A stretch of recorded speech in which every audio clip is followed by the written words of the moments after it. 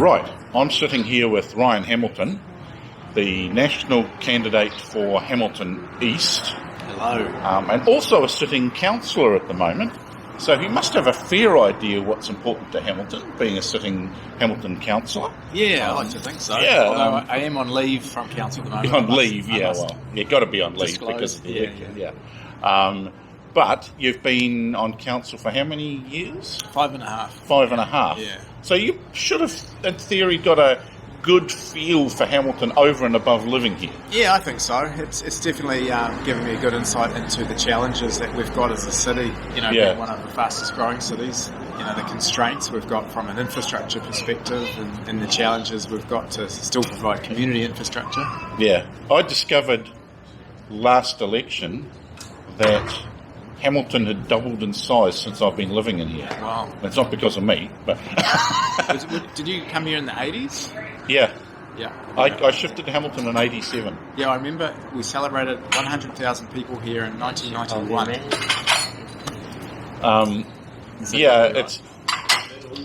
It's hard to envisage that being so far back.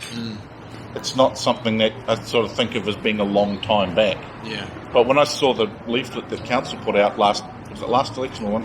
I think it was the last election, and it talked about the population, and I did a bit of research and realised, it had actually doubled in the time I've been here. It's amazing. But, so basically, normally with these, I just do why should I vote for you?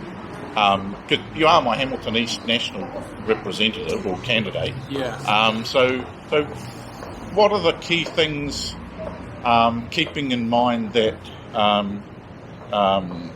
crime and alternative transport are important to me as an individual, and I would say they're probably reasonably important to a number of people, but also the state of the economy and being able to make a success of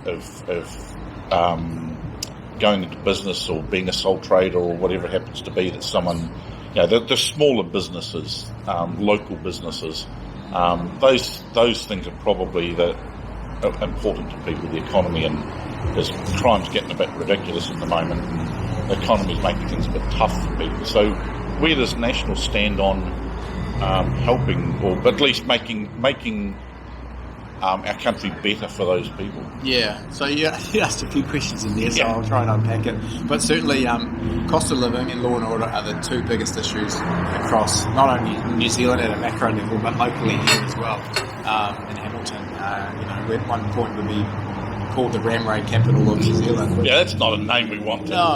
No. So, crime is really out of control, and you heard me talk last night, Lance, at the meeting that I talked to a couple in Hillcrest that just had their till taken out of their shop in the middle of the day, and the offenders known to the police, and it's the same recidivist offenders, and they're just on catch and release. Yeah. They're lucky if they get an ankle bracelet, but frankly, this has all been put upon us by Labor's 30% prison reduction, which all we've seen is an increase in crime, an increase in theft, aggravated assault, ram raids, and frankly, it's not the New Zealand that we knew 5 years, 10 years, 15, 20 years ago.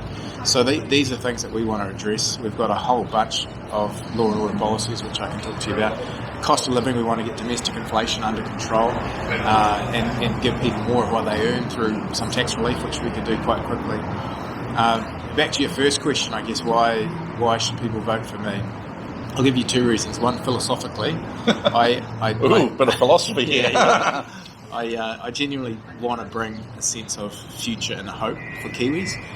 If I had $100 for every person that said, if we don't win this election, I'm going to Australia, I'd have thousands of dollars. It's really scary, the talent drain and the loss. So to restore that sense of pride and mana and hope in our country is really important to me. And then I guess the vehicle that I've got to do that with is the National Party, which is really focused on restoring the economy, giving a stable economy and restoring law and order, improving health and education outcomes, and investing in infrastructure that lasts. So, we've seen debt levels go from 5 billion to forecast to 100 billion. That's phenomenal. And yet I can't even count that high. It's incredible. But what have we got in return for it? Health outcomes are worse. Education outcomes are worse. Kids aren't even attending school regularly. Talked about crime. The economy's spinning out of control. People's mortgage repayments have doubled in many cases. So we've got a lot of work to do. Yeah. But I'm up for the challenge, and having had that local body experience in some of the issues that council is facing from a development perspective, I think bringing in that central government opportunity will help to integrate that, because there has been a real disconnect between local and central government. Yeah. And I think that's a skill set that'll bring, knowing the relationships of who's who in council and how it works, and what National's wanting to do. And do you feel that central government is the better place for you to have Hamilton progress in the direction you'd like to see Hamilton go? Because I get the feeling that you're probably not going to move out of Hamilton in a hurry. You've been here for a while, you've been councillor, I've noticed with a few of the candidates, it's a place that they see themselves carrying on living in. So I get the feeling that being in government as an MP is where you seem to think that that's where you're going to be able to make the biggest difference for Hamilton itself, as well as Greater New Zealand, but in particular Hamilton, whereas council is... You've gone as far as you can with that, and central government's the next step. I think local government, there's still more I can do there, and I really enjoy it, and it's actually probably underrated in terms of its impact. And 27 business units and council here, and it's actually really, really exciting. And so it's in some ways it's bittersweet, but I think the opportunity to go into national government and push the dial in some of those macro settings. Obviously, I'm walking in with a policy announcement around Southern Links, Waikato Medical School. Those are the sorts of things that you get to announce from a national government perspective, not a local government. And obviously, there needs to be a good integration and stuff, but that's what I'd like to put my shoulder behind, and the opportunity to do a city deal as well. Yeah. I didn't actually realise how few medical schools we had in New Zealand compared to a country of the same size. Like you referenced Ireland being the same size population, the home of my ancestors. Right. And I didn't realise, because you think of Scotland as being a place where there's likely to be a lot of medical schools for some reason. It just there's been a lot of Scottish doctors and history and things like this. Never thought of Ireland having quite so many medical schools, and also didn't think that we had so few. Because it's not being in the medical industry and the area. It's not something I've ever really given any thought to. I must admit, so that's probably why it doesn't occur to me. That's right. And we've got a massive doctor shortage, and we can't just rely on immigration settings. We've got to grow our own as well. And we've got to really amp that up. So obviously we're going to add an additional 50 to Auckland and Dunedin. So that's an extra 100 per year, and then the medical school another 120 per year.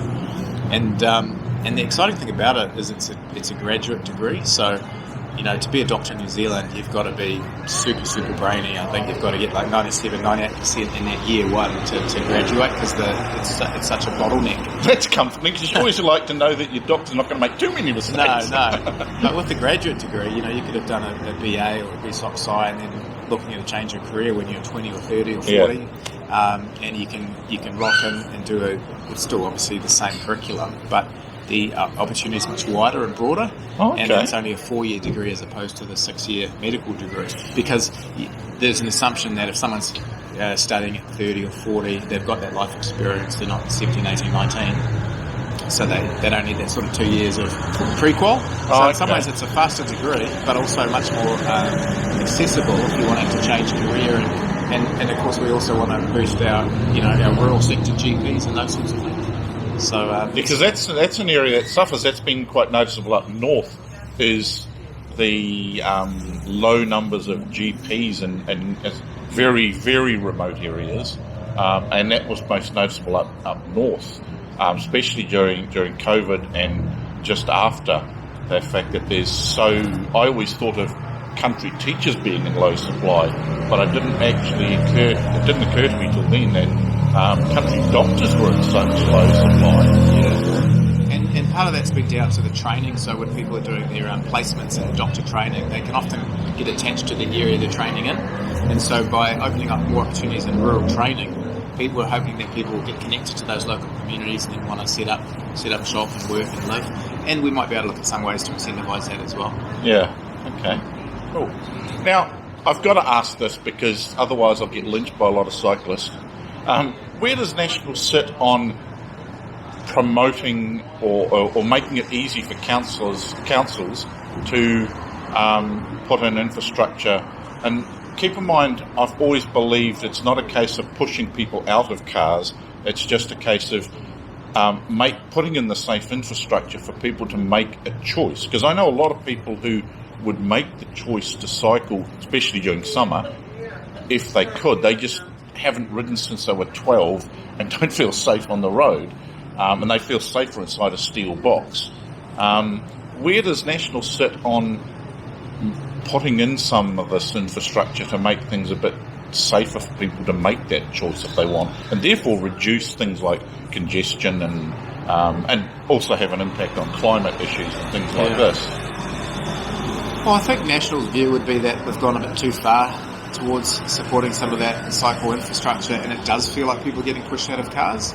And we all want people to have transport options and to be safe. There's no question around that. And ultimately, a lot of that lies with councils and the way they do it. And the hard challenge is, we've experienced at council is retrofitting. When roads were built in the 60s and they're narrow, and now you're trying to, compromise lane width and safety. Yeah, because council's done a good job on the new suburbs. I will admit that. Yeah. But I understand as a diehard cyclist that retrofitting some roads in cities like Hamilton is difficult. Just because you can't widen the road short of mowing down buildings in some places. Yeah, and of course we've got the surge in micro-mobility with scooters and all that sort of stuff. But, if you take the roads of national significance, for example, that can actually unclog a lot of the local arterial roads from cars and traffic because they don't need to, a lot of through traffic, like, you think of southwest Hamilton, Kakatea Drive, trucks that need to come down there. If we can open up Southern Lakes so they can go from Greenwood Street right out to the airport, it'll just unlock that whole area and actually make it safer and more accessible for a lot of cycle activity. It is actually less emissions because you're travelling faster, for vehicle. And just look at what's happened when Wairau Drive went in, and then the Western Bypass piece. That's made a massive difference on through traffic through Hamilton, especially roads like Beach Grove and River Road and those sorts of roads. Even Wairau Drive now, we've got the expressway behind that. So, you can be in Te Rapa and shoot out to Ruakura just by hopping on that expressway, and you don't have to go through the city, and you can be there in 10 to 15 minutes. Which is quicker. Admittedly, I'm only ever a passenger in a car, but even occasionally I've been in the car with someone and they haven't taken one of those routes, and I've got agitated as a passenger sitting there. But I've also noticed that certain roads around Hamilton, when I do ride them, are a lot freer of traffic because of those roads. If you're not stopping in Hamilton, you just basically go round Hamilton rather than through it.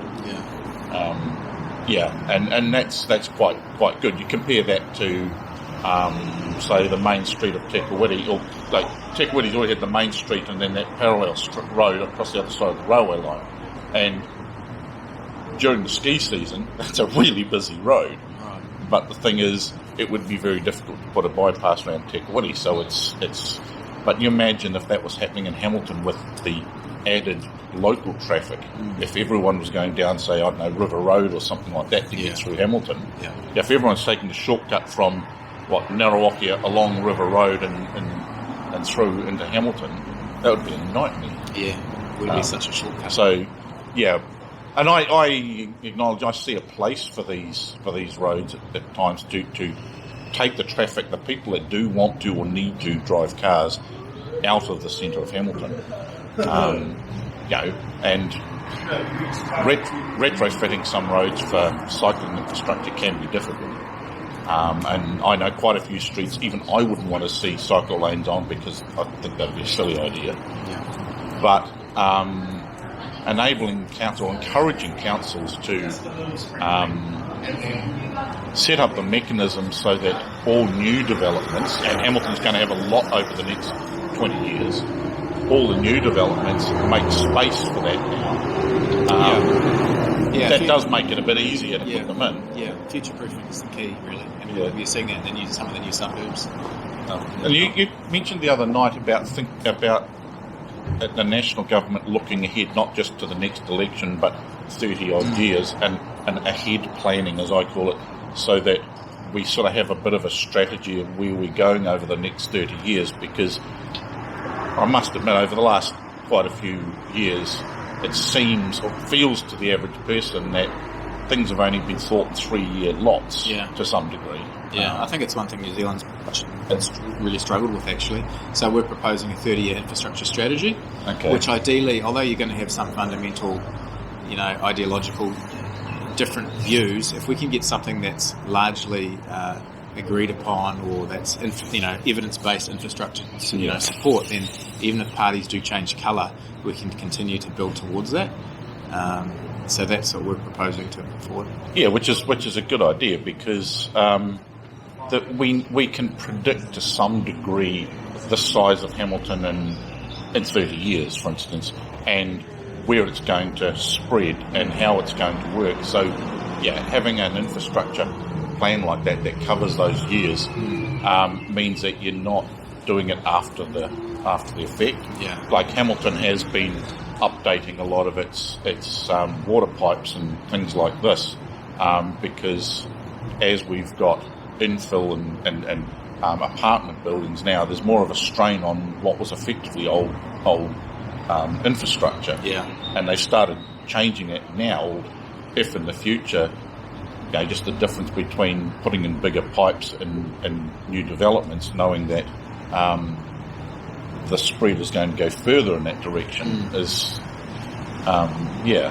Yeah, definitely. We want to try and future-proof as much as possible. Or often you'll have a developer do something and council will pay the difference to upsize it, because you've got that one opportunity while it's going in the ground to sort of future-proof it for the... but it comes at a cost too. But it's better to invest in infrastructure that can be intergenerational and gets paid off over time. Because it'll always have a payback. And that's where central government's important, because there's towns like Te Kuiti that don't grow at a fast rate, to say the least, right? But then there are places like Hamilton, Tauranga, Auckland's still growing, Wellington, even places like Gisborne and places like that are growing, and they've got a predicted growth rate. And if that's got some consistency to it, that would be quite good. It means no one gets behind and things like that. Really. Oh, thanks for your time. No, and good luck in the election. Yeah, thanks for that. Now I'll let you're going off to stand on a soapbox and talk to the crowd down up the road. So have fun with that. Yeah, the actual soapbox. I don't know if it's going to be an actual box or not, but we'll see. I saw Tama do his last week, and it was quite interesting. So are on an actual box? Or? It's actually, you're standing on something. It's like those little steps they use in supermarkets, the ones that just take short workers up about a foot. So you're about a foot off the ground standing up. So it's actually quite good. But but I'll have fun in the election, and thanks for spending a bit of time with me. And, no problem. And enjoy the rest of your day. No, all good. All right, thanks, Lance. Don't get too stressed out by the election. No, we're nearly there.